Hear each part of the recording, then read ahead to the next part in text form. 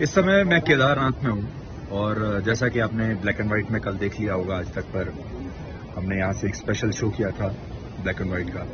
मैं कल यहाँ पहुँचा था, यानी शुक्रवार को, और मैं यहाँ पहुँचा हेलीकॉप्टर से। और प्लान ये था कि हम सुबह सुबह हेलीकॉप्टर से आएंगे और शाम तक अपना सारा काम खत्म करके निकल जाएंगे। लेकिन केदारनाथ में मौसम अचानक खराब हो गया और उसके बाद फ्लाइंग बंद हो गई और अब मैं केदारनाथ में ही फंसा हुआ हूँ और बारिश लगातार हो रही है, रुक नहीं रही है। और मुझे खुद नहीं पता कि अब कितने दिन तक यहाँ फ्लाइंग नहीं होगी। अब एक ही रास्ता है यहाँ से कि या तो पैदल यहाँ से 20 किलोमीटर नीचे जाया जाए और फिर वहाँ से गाड़ी लेकर, और फिर वो बहुत लंबा रास्ता है, तो देखते हैं अभी। पर अभी तो मैं केदारनाथ में एक तरीके से फंस गया हूँ। लेकिन 2 दिन जो मैंने यहाँ बिताए लगभग बिना सेल फोन के, बिना किसी बुनियादी सुविधा के, शहरों से इतना दूर, वो अनुभव आपके लिए मैं शेयर करना चाहता हूँ। पहली बात, जो शहरों में रहने वाले लोग हैं उनको मैं बताना चाहता हूँ, कल्पना कीजिए एक ऐसी जगह का जहां पर ना कोई गाड़ी है, ना कोई टू व्हीलर है, स्कूटर, मोटरसाइकिल, कार, ट्रक, बस, कुछ नहीं है। कोई बुनियादी सुविधा यहां पर नहीं है और फिर भी आपको यहां जीना है और सर्वाइव करना है।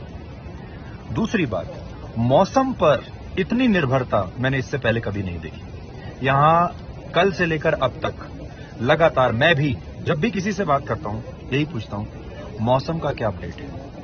मौसम यहां हर 15 मिनट में बदलता है, कभी बारिश, कभी गर्मी, कभी बादल, कुछ कह नहीं सकते। आपका पूरा जीवन मौसम पर आधारित है, तो मौसम के महत्व को हम कई बार समझ नहीं पाते।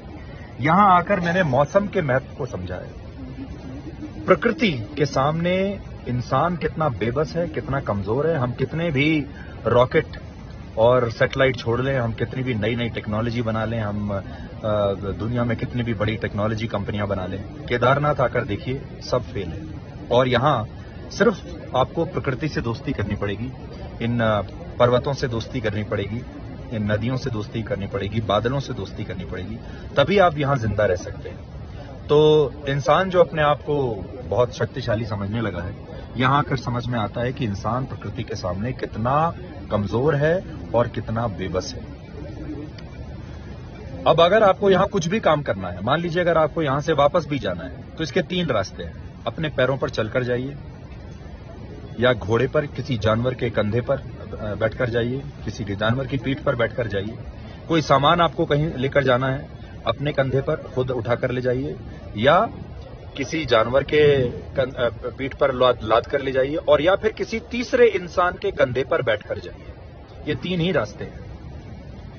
तो यहां ये समझ में आता है कि इंसान अगर खुद सक्षम है, सबसे अच्छा तो यह है कि आपके अंदर आप इतने सक्षम होने चाहिए कि आप अपने पैरों पर खड़े हो सके, अपना भार अपने पैरों पर ले जा सके, अपना सामान, जो भी आपका छोटा मोटा सामान है, उसे आप अपने कंधों पर उठाने के लिए सक्षम रह सके।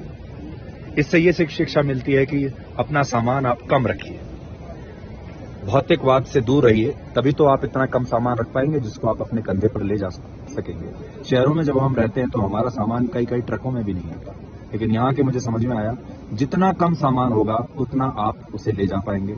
आपके पैरों में, आपके शरीर में इतनी शक्ति होनी चाहिए कि वो आपका भार उठा सके। नहीं तो जानवर आपका भार उठाएंगे, और नहीं तो कोई तीसरा और आपसे ज्यादा शक्तिशाली इंसान आपका भार उठाएगा और आपसे पैसा लेगा। तो ये मेरे कुछ अनुभव हैं।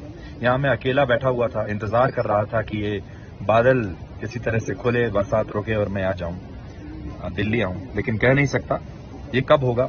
1 दिन भी लग सकता है, 2 दिन भी लग सकते हैं, 3 दिन भी लग सकते हैं। तो ये कहने को तो आप कह सकते हैं कि मैं फंसा हुआ हूं, लेकिन असल में ये जीवन का एक ऐसा अनुभव है जो आपको लाखों करोड़ों रुपए देकर भी कभी मिलेगा नहीं। और ये अनुभव मुझे मुफ्त में मिल गया, और इस अनुभव ने यहां मुझे बहुत सारी बातें सिखाई हैं। जब मैं वापस इंसानों की दुनिया में आऊंगा, शहरों की दुनिया में आऊंगा, तो इस अनुभव का बहुत लाभ होगा। तो सोचा ये अनुभव मैं आपके साथ भी शेयर करूं। आपको जरूरी नहीं कि आप यहीं पर आएं और ये सब होते हुए देखें और आप भी यहाँ 3-4 दिन फंसे रहें। मेरे अनुभव से अगर आप कोई लाभ उठा सकते हैं तो आप उठा सकते हैं, उठाइए। Thank you.